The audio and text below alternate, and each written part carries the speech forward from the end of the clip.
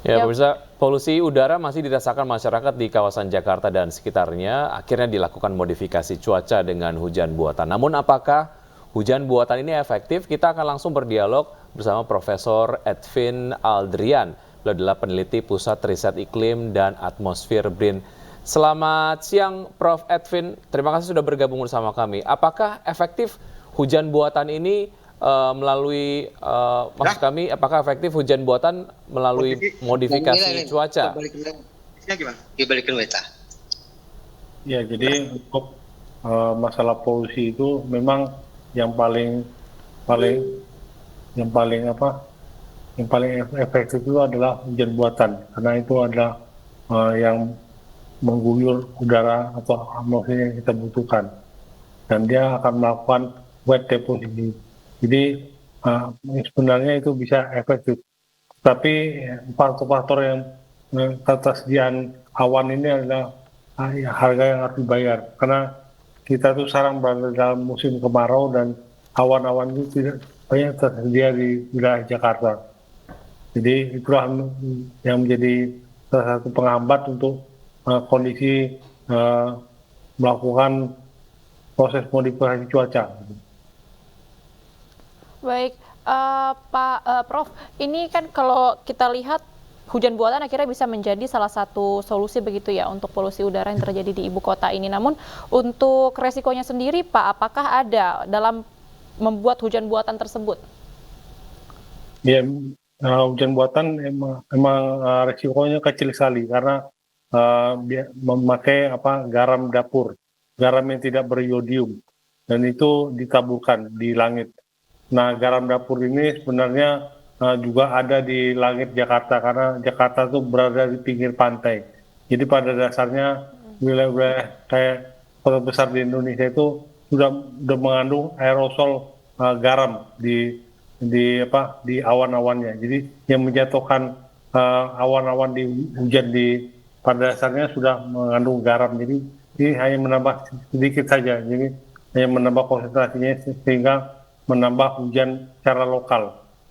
Prof, ini kalau kita lihat kan proses pembuatan hujan buatan ini kan seperti tadi Prof bilang ya, harus dilihat juga kadar garamnya karena menggunakan juga garam dapur, lalu juga adanya Kumpulan riset awan. juga mengenai awan dan kondisi lokasi tersebut. Lokasi-lokasi mana saja di Jakarta ini yang sulit untuk dilakukannya hujan buatan, Prof? Ya, karena kita sekarang lagi musim kemarau, jadi hampir seluruh Jakarta, terutama yang dekat pada pantai, itu lebih sulit lagi. Jadi yang menggambarkan. Jadi makanya kita lihat tadi gambarnya Pemda DKI dia mengganti hujan itu dengan semprotan. Jadi memakai water cannon. Baik. Nah itu biasanya dilakukan di Thailand atau di Malaysia. Artinya bisa ditegaskan bahwa dengan melakukan hujan buatan ini adalah langkah efektif untuk mengatasi polusi udara di Jakarta, Prof. Ya betul, kalau itu efektif dan awan itu tersedia. Jadi syarat utamanya begitu. Baik, jika kita melihat opsi-opsi lain lah, Prof, langkah efektif Ya. apa lagi yang bisa dilakukan, yang bisa diambil untuk mengatasi polusi udara di Jakarta?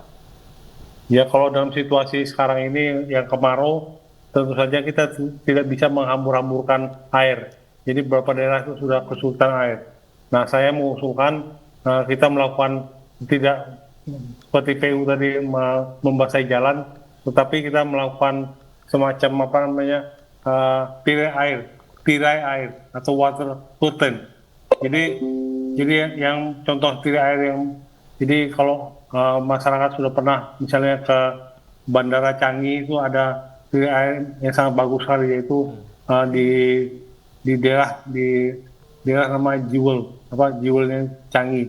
Nah di situ tuh ada semacam air yang mengalir dari atas dan ke bawah dan itu membilas udara sekitarnya.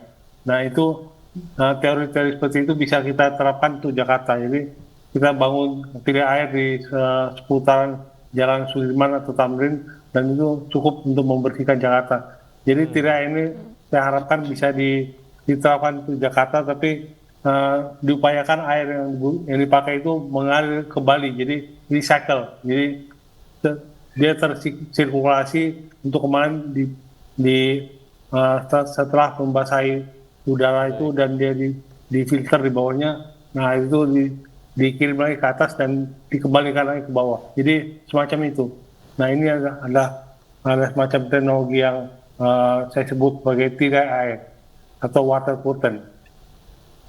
Oke, baik. Nah itu tadi ya, berarti kita bisa lihat bahwa upaya pemerintah juga dilancarkan, dijalankan, diterapkan dari hujan buatan, lalu juga adanya penerapan ASE 50%. Namun ini Ya, juga menjadi tanggung jawab untuk kita WFH. semua ya untuk tidak menghambur-hamburkan air bersih. Baik, terima kasih atas informasinya Profesor Edwin Aldrian selaku peneliti Pusat Riset Iklim dan Atmosfer BRIN.